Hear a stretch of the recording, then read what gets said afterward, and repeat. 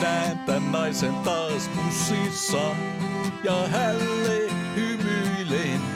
Mut ei hän mua huomaakaan, poispäin kääntyy vaan.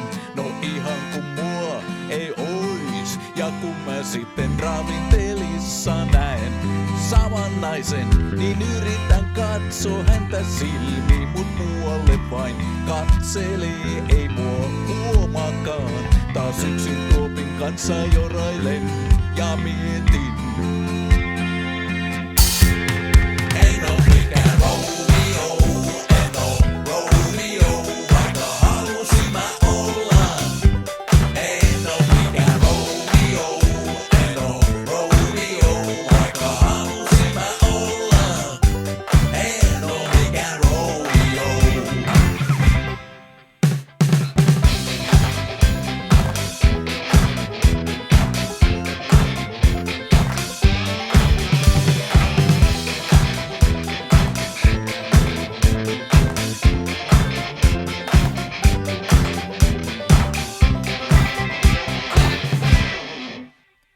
Vain tyhjät tuopit jäi taas valomerkin jälkeen ja unelmat hälvenneet.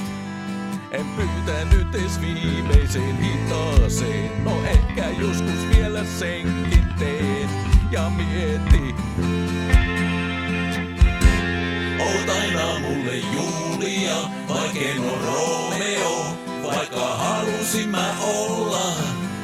Oot silti aina Julia, vaik en oo Romeo, vaikka halusin kyllä olla. Sori. En oo mikään Romeo.